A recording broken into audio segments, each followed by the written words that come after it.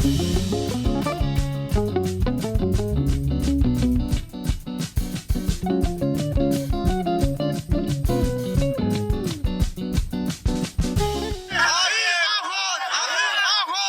8,000 fella shmura. That's what it sounded like Sunday on I-24 News when hundreds of Ethiopian residents of Israel protested outside the office of the Prime Minister Naftali Bennett. They were begging the government to stage another Operation Solomon, harkening back to the stunning rescue 30 years ago when Israeli agents airlifted thousands of Ethiopian Jews, known as falashas, to Israel in just a few days in 1991, during the waning months of the regime of Ethiopia's Marxist dictator Mengistu Haile Mariam. You might have seen the movie The Red Sea Diving Resort, which was based on the true story. Well, fast forward to today, and after years of stability, Ethiopia is again mired in a civil war. There are reports of atrocities on both sides, and the UN can't get its humanitarian food in. And Israel's now under pressure to finish what it started by evacuating the remaining Ethiopian Jews and also those who claim Jewish heritage but may be Christian. And watching it all from Canada is Yaffa Tegegne. She's a Montreal lawyer and human rights activist, and her father was the late Baruch Tegegne. He was the first Ethiopian Jew to make it to Canada in the late 1970s, and he sounded the alarm to the world about the plight of his people. It was thanks to his relentless campaign that the subsequent large-scale rescues of Falasha Jews came about, including the first Operation Solomon and before that Operation Moses. A lot of people now, 30, 40 years later, remember, well, yeah, I remember I saw your dad at this, at this synagogue, at this lecture. I remember when this kid came to my school. I remember I had an Ethiopian girl in my class, 30 years ago. So, we've been in Montreal and in Canada a while now, so people know. Yeah. I'm Ellen Besner, and this is what Jewish Canada sounds like for Wednesday, November the 17th, 2021. Welcome to the CJN Daily, sponsored by Metropia.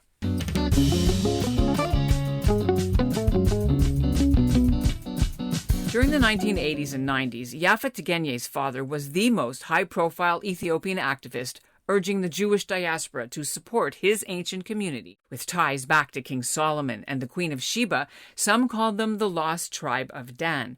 As a young man, Baruch had to flee his native country when the regime tried to arrest him for being an Israeli spy. He walked across Ethiopia and through Sudan, and after nearly 3 years, he made it to Israel and convinced the Israeli government to rescue his people from famine, drought, and anti-Semitism. But it took years before any of the large-scale operations took place. So in the interim, Baruch moved to Montreal, married a Canadian woman, Susan Mijakovsky, and they started bringing his relatives and cousins out, thanks to private sponsors in the Jewish community and the help of the Quebec and Canadian governments. The Ethiopian community in Israel is now 10 times the size it was when he launched his rescue efforts, and there is still a small one living in Canada. Baruch died in Israel over 10 years ago in December of 2010, and he was 66. Coming up, his daughter Yaffa will be here to discuss her father's legacy and the people he saved, and what you should know about the ones still trapped in the current conflict. But first, here's what's making news elsewhere in Canada right now.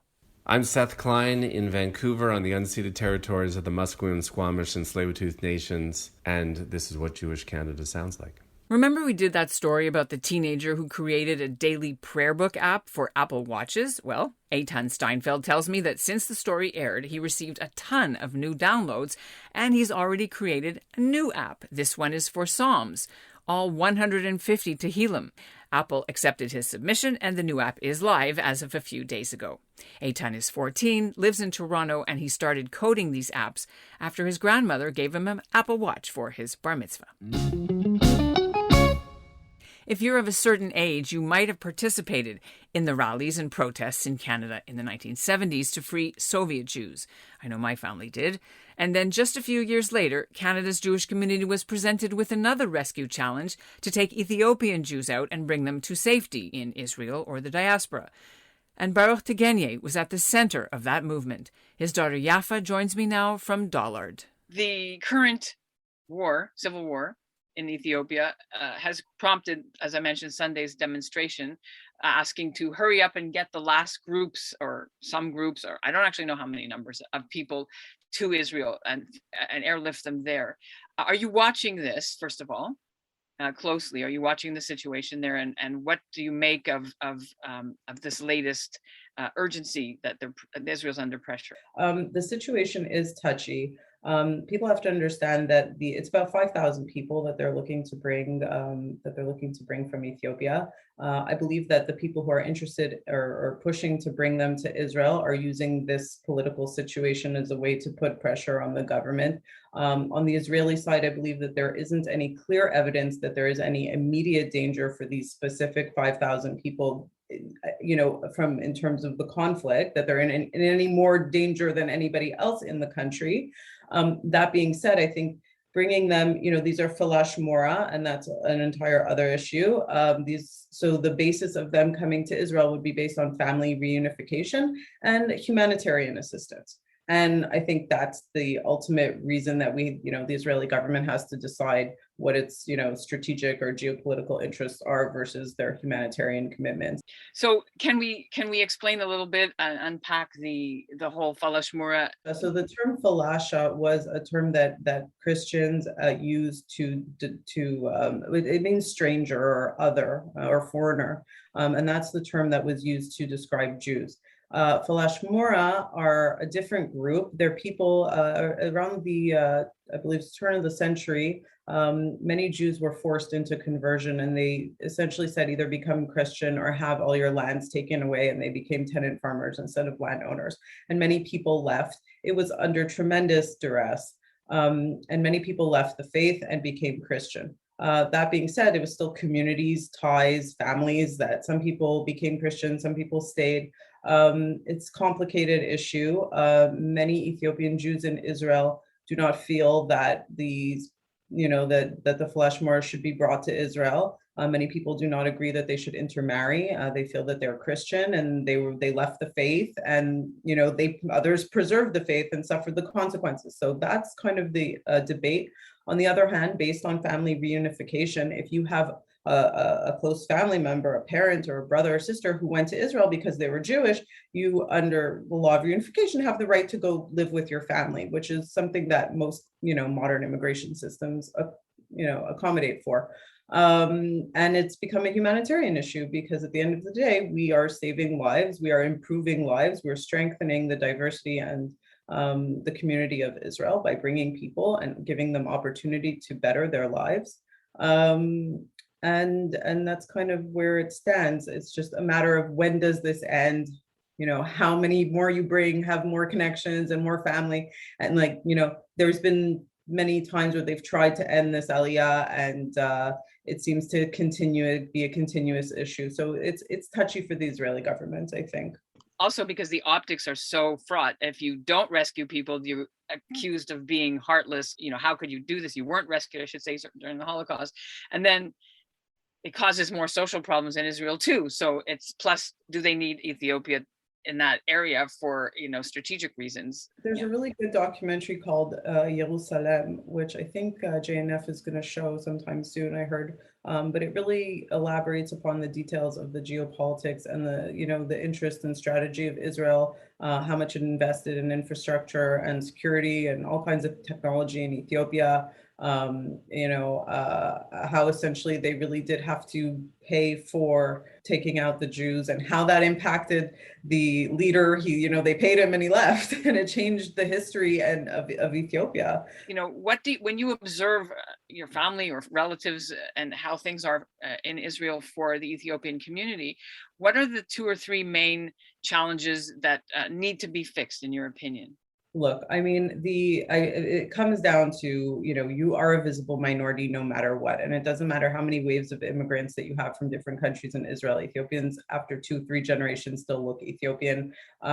So there is it's definitely more difficult for them to escape the discrimination. And I think that it's gotten better than it was necessarily for previous generations. There's definitely more integration into the mainstream music, arts, culture. You're seeing a lot of success stories. There's surgeons, two judges, a new cabinet minister. There's a few ministers.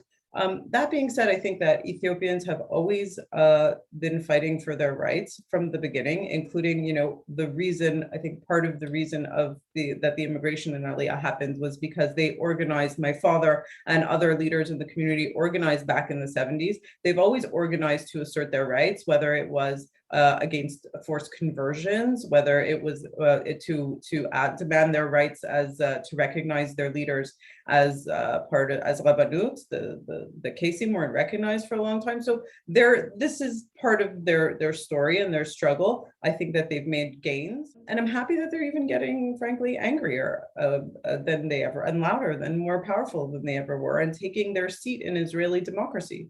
Because you have to yell in Israel. I think everybody knows that you have to yell a bit in Israel.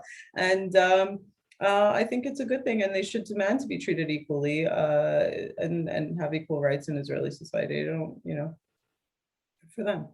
I remember, and speaking to people who lived through that time when Montreal's Jewish community and also eventually Toronto's Jewish community started to bring people to Canada and also create awareness and lobby for the plight of Jews of Ethiopia. But it took a while to get the organized community to actually buy into this. There was not a speedy response when your father was raising the alarm.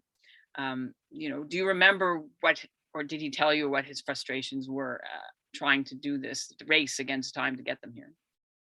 I think that was his constant struggle from the beginning of his experience of coming to Israel and being an advocate in Israel and in his younger years. So he always understood that, this is going to be the narrative. I'm going to go in front of all these, established Jewish community institutions, and they're going to question me, and they're going to throw these questions. It wasn't new to him. Like, I think the how the reaction went was pretty standard all around, because he'd been doing this since he was really young. On the other hand, I think it also is a reflection of the entire story, in that there's always been people who have been skeptical and who have always resisted the idea of the Aliyah of the Ethiopian Jews. And there's always been people who are really open, really helpful, really supportive with money, with, activism, or even taking people into their homes. So that's entwined in the narrative, whether you want to see, if you want to see the racism that goes on in Israel, you want to see the success stories of the community as well. So it's always that's how it plays out, I think, how the story plays out in general. But I do know it was very difficult for him on a personal level to have to deal with that constantly, because he was just trying to save his family, literally just trying to get people out of one of the most desperate and terrible situations, political situations in the world at the time. And for him, it was a matter of life or death and pikuach nefesh. And people were kind of sitting here and debating, from Canada, whether they were Jews or not, or Black, and all of this stuff. So I definitely warred him over time, for sure. As we mark, we're coming up towards the death of your dad, how are you marking, or is there anything that you will be doing for your father's legacy this year? So actually, last year, I spearheaded a scholarship program in his name at Tel Aviv University, the Baruch Tegegne Scholarship Fund for Ethiopian students. And we established a scholarship fund to assist Ethiopian students get higher education, specifically in Tel Aviv, at Tel Aviv University. We really wanted them to have that, those access to higher level academic institutions in Israel, because there was a low attendance rate in both Hebrew U and Tel Aviv University. So that's something that I worked on last year.